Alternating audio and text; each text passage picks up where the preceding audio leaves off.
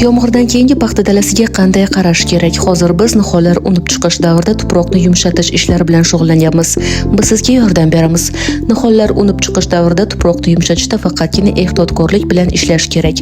Nihol ildizlariga zarar yetkazmaslik juda muhim. Tuproq yumshatilgandan keyin uning ichida havo bo'ladi. Paxta ildizlari erkin nafas olib chuqurroq o'sadi. Bu esa mustahkam asos yaratadi.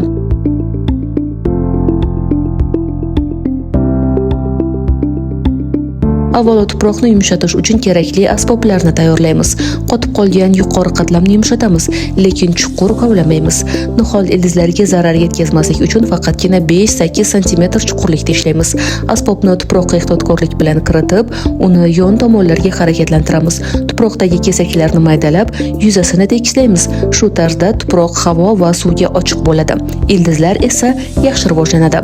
Natijada paxta nihollari tez va sog'lom o'sadi.